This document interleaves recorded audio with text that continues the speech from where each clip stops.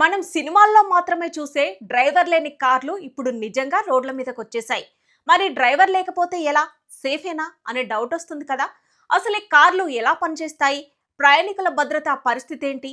వీటిని ఎలా బుక్ చేసుకోవాలి? ఈ రోబో ట్యాక్సీలకు సంబంధించి ఫుల్ డీటెయిల్స్ చెప్తా వినండి.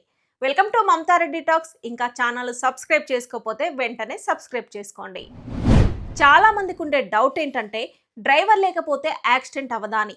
అయితే ఇవి పూర్తి స్థాయిలో ఎలక్ట్రిక్ కార్లు. ఆర్టిఫిషియల్ ఇంటెలిజెన్స్ సాయంతో ఇవి సిటీ ట్రాఫిక్లో సులభంగా ప్రయాణిస్తాయి. ఈ కార్లలో 40కి పైగా అడ్వాన్స్డ్ సెన్సార్లు, హై డెఫినేషన్ కెమెరాలు మరియు లైడార్ టెక్నాలజీ ఉంటుంది. ఇవి 360 డిగ్రీల కోణంలో రోడ్డును గమనిస్తూ ఉంటాయి. మనుషుల కంటే వేగంగా ఇవి అడ్డంకులను గుర్తించగలవు. వీటిని ఎప్పటికప్పుడు మానిటర్ చేస్తూ ఉంటారు.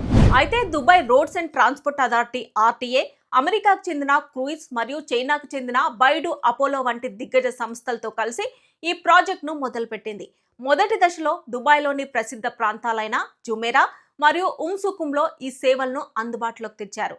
దాదాపు 65 ప్రధాన ప్రదేశాల్లో వీటిని టెస్ట్ చేస్తున్నారు. అయితే ఈ కార్లలో డ్రైవర్ సీటు ఖాళీగా ఉంటుంది. మీరు వెనుక సీట్లో కూర్చొని ఎంజాయ్ చేయొచ్చు.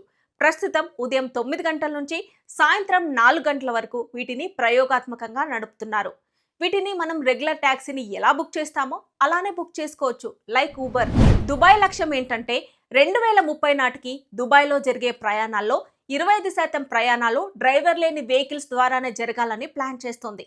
దీనివల్ల ట్రాఫిక్ తగ్గుతుంది, రోడ్డు ప్రమాదాలు తగ్గుతాయి మరియు ట్రాన్స్పోర్ట్ ఖర్చు కూడా 30% వరకు తగ్గే అవకాశం ఉంది.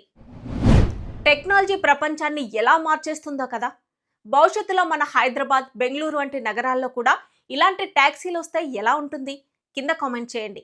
వీడియో నచ్చితే లైక్ చేయండి, షేర్ చేయండి. ఇలాంటి మరిన్ని లేటెస్ట్ అప్డేట్స్ కోసం మా ఛానల్ను సబ్స్క్రైబ్ చేయడం మర్చిపోకండి. Thanks for watching.